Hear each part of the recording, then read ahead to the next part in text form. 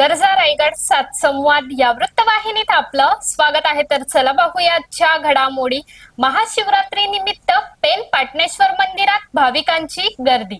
दरवर्षी महाशिवरात्रीला शिव मंदिरामध्ये दर्शनासाठी भक्तांची मोठी गर्दी असते।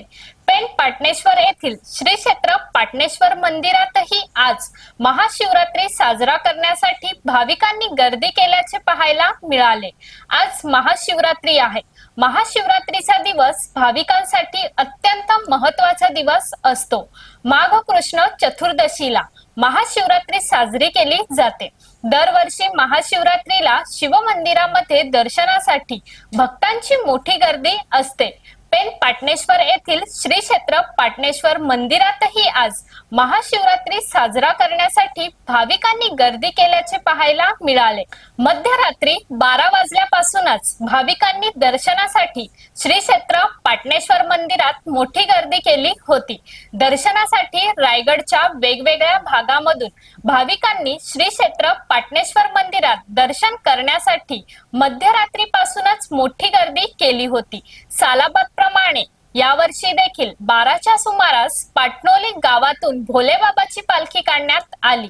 ताल मृदुंगाच्या गजरात 2च्या सुमारात पालखी मंदिरात आणण्यात आली। या पालखी सोहळ्यासाठी पाटणोली गावातील तरुण वर्ग जरी कामानिमित्त बाहेर असले तरी ते पालखीसाठी आवर्जून हजर राहतात आणि पालखीचा आनंद द्विगुणित करतात। यावर्षी मोठ्या उत्साहात तरुण वर्गांनी हरिपाठाच्या तालावर ताल धरत, नाचत, फुगड्या खेळत पालखी सोहळ्यात रंग भरला। तर या यात्रेमध्ये खाद्यपदार्थांसह खेळणी, शोभेच्या वस्तू, सौंदर्य प्रसाधनाच्या वस्तूंची मोठ्या प्रमाणात दुकानं होती। तर लहान मुलांसाठी पाळण्यांसह करमणुकीचे अनेक दुकानं लागलेली पाहायला मिळाली। दुपारच्या सत्रात उन्हाची पर्वा न करता भाविकांनी गर्दीचा उच्चांक गाठला। मात्र या गर्दीची गैरसोय होऊ नये म्हणून पुजारी, पाटील कुटुंबासह पाटणेश्वर ग्रामस्थांसह पोलीस प्रशासनाने अपार मेहनत घेतली। हॅलो, माझे नाव भालचंद्र पुरुषोत्तम पाटील। ही आमची यात्रा दरवर्षी नेहमीप्रमाणे भरली जातो आणि ही यात्रा अशी आहे, हे स्वयंभू मंदिर आहे। हे स्वयंभू मंदिर असे आहे की आज आमची 4थी पिढी आहे। या पिढीचं आम्ही काय हे करायचं ते आता आम्हालाच काय हे कळत नाही, अशी परिस्थिती आहे।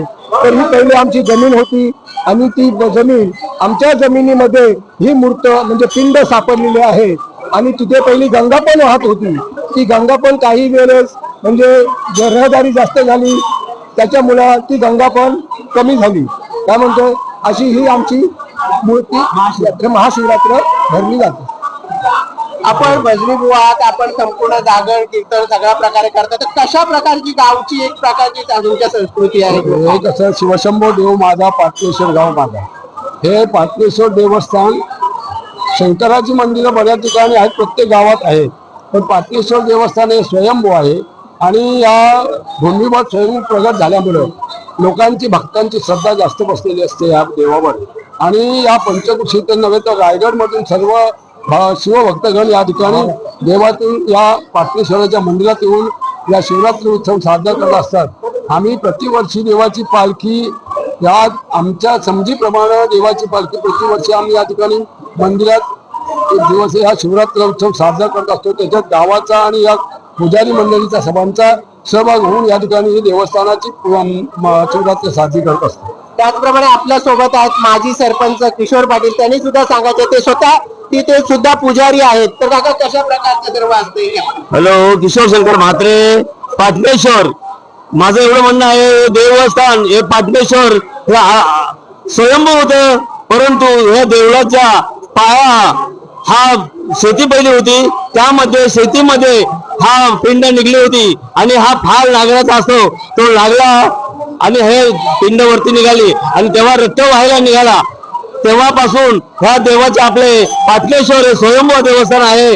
त्यामुळे हे आपले देवस्थान सर्व आपल्या पेन तालुक्यामध्ये, जिल्ह्यामध्ये सुद्धा असं चांगलं क्षेत्र आहे, ते क्षेत्र आहे। तर नमस्कार, तुम्ही बघू शकता दरवर्षी प्रमाणे यावर्षी सुद्धा श्री क्षेत्र पाटणेश्वर इथे भक्तांनी दर्शनासाठी गर्दी केली आहे।